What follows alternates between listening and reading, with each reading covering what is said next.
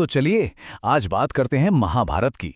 ये सिर्फ हिंदू धर्म का एक बहुत ही अहम ग्रंथ या विश्व साहित्य का कोई बड़ा स्तंभ ही नहीं है, बल्कि ये दुनिया की सबसे लंबी, जी हाँ, सबसे लंबी कविता है। जरा सोचिए, 18 लाख शब्द। महाभारत में कुल मिलाकर इतने शब्द हैं और यही वो संख्या है जो इसे अब तक लिखी गई सबसे लंबी महाकाव्य कविता बनाती है, वो भी बड़े अंतर से। अच्छा, इस विशाल आकार का अंदाजा लगाना हो तो ऐसे समझिए, प्राचीन ग्रीस के दो सबसे बड़े महाकाव्य हैं, है ना, इलियड और ओडिसी।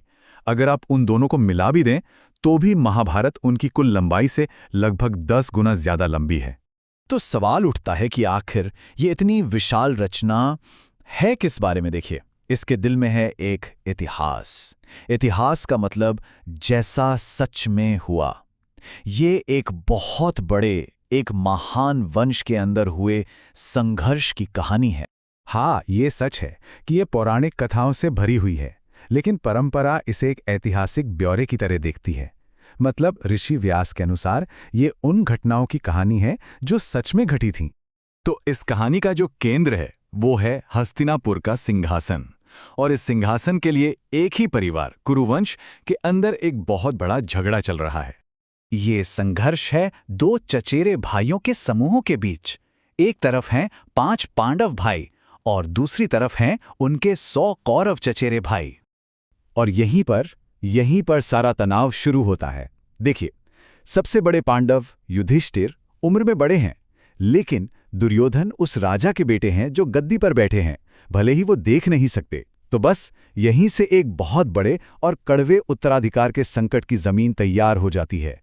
और ये जो दुश्मनी लंबे समय से धीरे धीरे सुलग रही थी, वो अचानक एक ऐसे मोड़ पर फट पड़ती है जिसे साहित्य के सबसे नाटकीय मोड़ों में से एक माना जाता है, और वो है चौसर का एक खेल।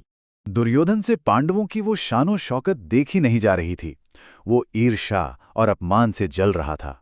और तब उसके चालाक मामा शकुनी उसे एक सलाह देते हैं, और बस दुर्योधन युधिष्ठिर को चौसर के एक ऐसे खेल के लिए बुलाता है जो सबका भाग्य बदलने वाला था। और खेल शुरू होता है। शकुनी अपने छलयुक्त पासों से युधिष्ठिर को बर्बादी के रास्ते पर धकेल देता है, और फिर एक एक करके सब कुछ दांव पर लगता जाता है। पहले युधिष्ठिर अपना धन हारते हैं, फिर अपना राज्य, फिर अपने भाइयों को, फिर खुद को, और अंत में वो अपनी पत्नी द्रौपदी को भी दांव पर लगाकर हार जाते हैं। इसके बाद कौरव द्रौपदी को भरी सभा में अपमानित करने की कोशिश करते हैं। तब जाकर बड़े बुजुर्ग बीच बचाव करते हैं। लेकिन बात यहीं खत्म नहीं होती। एक और चौसर का खेल होता है, और उसका नतीजा ये निकलता है कि पांडवों को 13 साल के लिए वनवास भेज दिया जाता है। 13 साल बीत जाते हैं।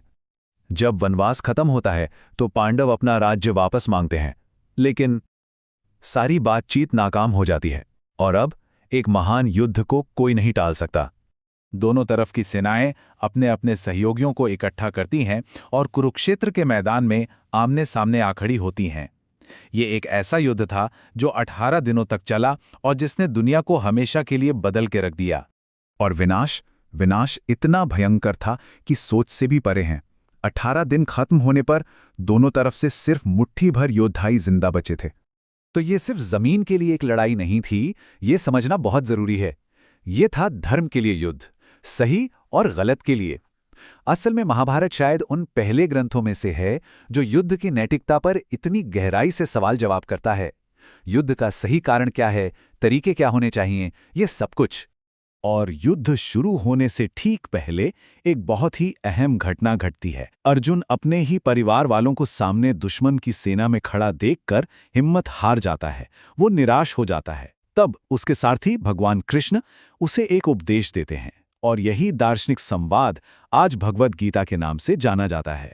जीत तो पांडवों की होती है, लेकिन युद्ध के बाद का जो मंजर है वो एक युग के अंत का ऐलान करता है। और यहीं से शुरू होती है इस महाकाव्य की वो विशाल सांस्कृतिक विरासत जिसका असर आज तक है। और देखिए, एक दिलचस्प बात यह है कि ये महाकाव्य किसी एक इंसान ने एक बार में नहीं लिखा। नहीं, ये तो सदियों में तैयार हुआ है।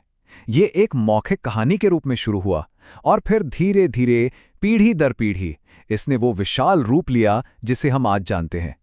ये सफर लगभग 400 ईसा पूर्व से शुरू होकर 4वीं शताब्दी ईस्वी तक चला। इसका महत्व इतना ज्यादा है, इतना गहरा है कि भारतीय परंपरा में इसे कभी-कभी पांचवा वेद भी कहा जाता है। मतलब इसे हिंदू धर्म के 4 मुख्य ग्रंथों, वेदों के बराबर का दर्जा दिया गया है। और इसका असर देखिए, चाहे वो इंडोनेशिया के प्राचीन कठपुतली शो हों या आज के दौर की फिल्में और टीवी सीरीज, चाहे वो अलग-अलग भाषाओं में लिखे गए उपन्यास हों या लोक नाटकों की परंपराएं, महाभारत की कहानियों और उसके पात्रों को दुनिया भर में बार-बार एक नए अंदाज में कहा और समझा गया है, और ये सिलसिला आज भी जारी है। तो आखिर में महाभारत क्या है? क्या ये सिर्फ एक परिवार के झगड़े की हजारों साल पुरानी कहानी है, या फिर ये इंसान के स्वभाव का एक ऐसा आईना है जो कभी पुराना नहीं होता? एक ऐसा आईना जो हमें संघर्ष, कर्तव्य और इंसान होने के सही मतलब के बारे में हमेशा सोचने पर मजबूर करता रहेगा।